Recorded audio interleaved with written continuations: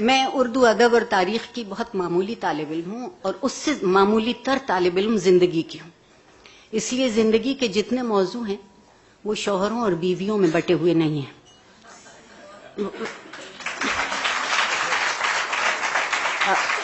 اور وہ میرے دل کے ساتھ لپٹے چلے آتے ہیں جب تک کہ میں خود خاک میں نہ لپٹ جاؤں. دوسری ایک گزارش یہ ہے کہ یہاں میرے وہ ساتھی موجود نہیں ہیں جو مجھ سے میرے ایک جملے کی وجہ سے خفا ہیں، اور غلطی سے وہ تقریر میں نے انگریزی میں کی تھی، کیونکہ میں اب تو اردو بغاوتاً بولنا پڑتی ہے.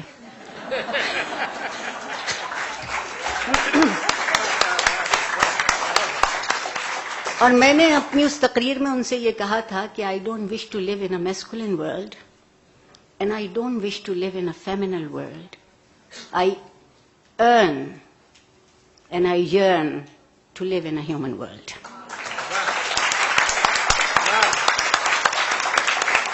میری تمنا اتنی ہے، اور شاید پروردگار کا منشا بھی یہی تھا کہ ہم آدمی سے انسان ہو سکیں. آدمی ایک مادی وجود ہے اور انسان ایک اخلاقی وجود ہے، اور آدمی سے انسان کیسے ہوتا ہے تو وہ درمیان میں کتاب آ جاتی ہے.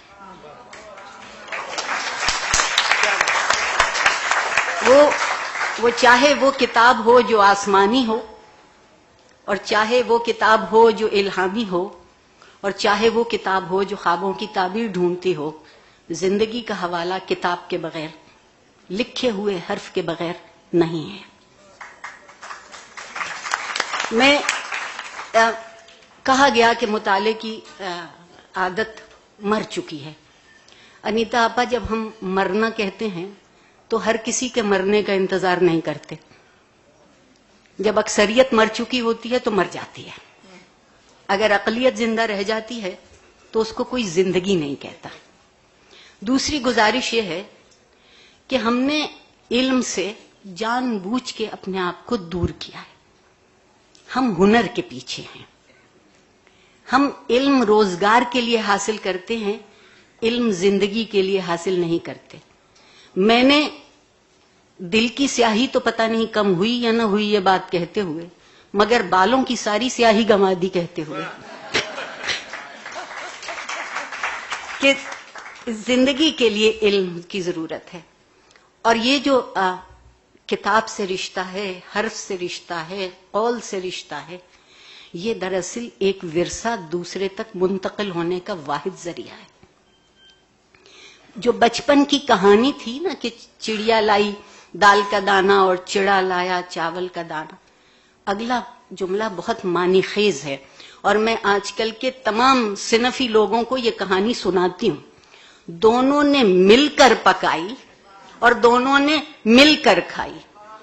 مگر اب ہم اس کہانی کو یوں لکھتے ہیں کہ چڑیا ہی لائی دال کا دانہ اور چڑیا ہی لائی چاول کا دانہ، ایک نے پکائی دوسرے نے کھائی.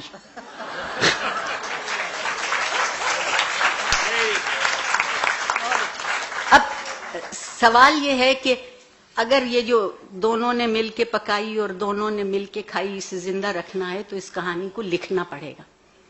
اور اگر یہ کہانی لکھی ہوئی ہے تو یہ کہانی پڑھی بھی ضرور جائے گی. میں چند مطالعے کی عادت ہمارے ہاں ختم ہوتی جاتی ہے. اس کی ایک بنیادی وجہ ہے وہ جو میرے محبوب جنرل ضیاء الحق تھے،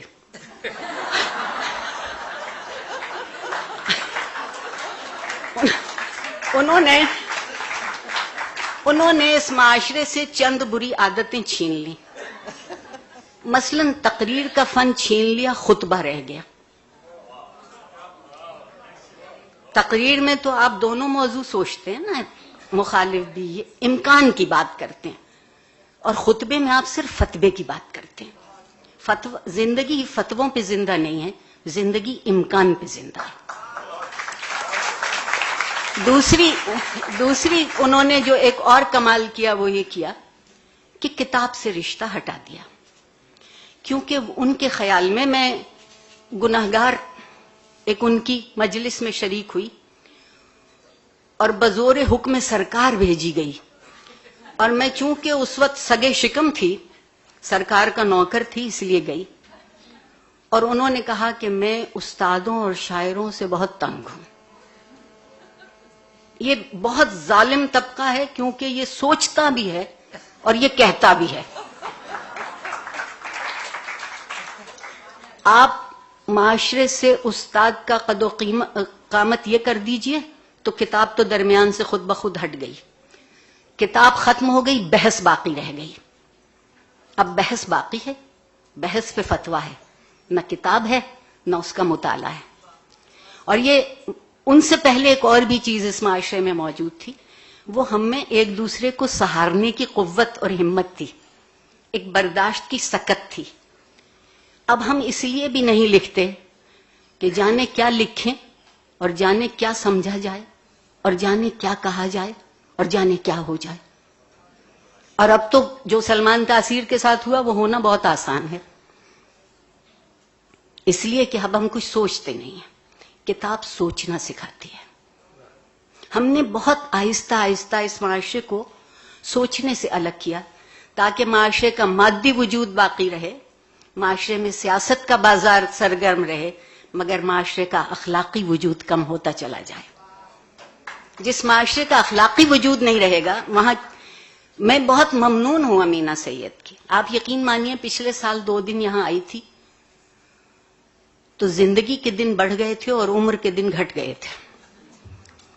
اس دفعہ بھی کچھ ایسا ہی ہے. اتنے حبس کے موسم میں، اتنی گھٹن کی فضا میں وہ یہ موقع دیں کہ یہاں ہم دل بیٹھ کے وہ بات کر سکیں جو معاشرے کی زندگی کی بات ہوتی ہے، ایک معاشرے کی ترجیحات کی بات ہوتی ہے. اور مجھے ایک اور بھی شکایت ہے، ہم ہر چیز کی توقع اور ذمہ داری حکومت کو دے دیتے ہیں.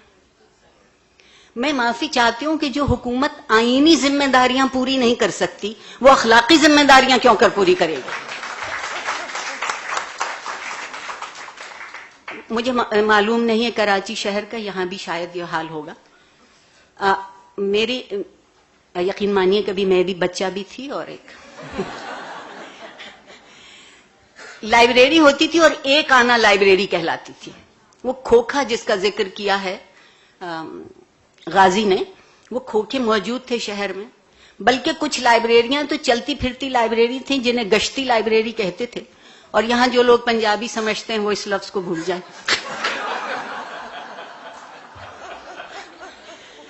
اب ایک معاشرے کی ترجیحات دیکھیے. اخبار میں اشتہار آتا ہے 1000 روپے کا پیزا سستا ہے، بے حد سستا ہو گیا. 1000 روپے کا پیزا 4 لوگ کھا سکتے ہیں، اور اس کے ساتھ ایک پیپسی کی بوتل راحت جہاں کے لیے مفت ساتھ آتی ہے. جب کوئی ہم سے یہ کہتا ہے کہ 500 روپے کی کتاب خرید لو تو ہم کہتے ہیں کتابیں بہت مہنگی ہو گئیں. میری گزارش یہ ہے کہ 1000 روپے کا پیزا 4 لوگ کھاتے ہیں اور صبح تک اس کو کسی تہذیب میں شمار نہیں کیا جاتا.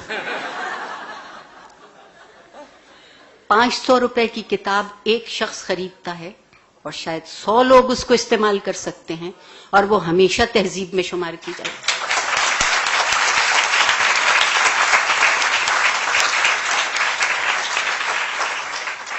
ہم ایک بڑی مدت سے خود فریبی میں مبتلا ہیں.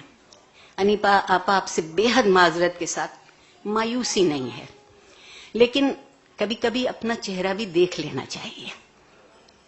گو کہ ہم سے ہمارے چہرے ہمیشہ جھوٹ بولتے ہیں. ہم نے ابھی تک خود فریبی سے اپنے آپ کو الگ نہیں کیا. خود فریبی میں لطف یہ ہے کہ وہ نظر آتا ہے جو نہیں ہوتا، اور جو ہوتا ہے وہ نظر نہیں آتا. صرف کتاب وہ آئینہ ہے جو وہ دکھا دیتی ہے کہ جو تھا، جو ہے، جو ہوگا اور جو ہو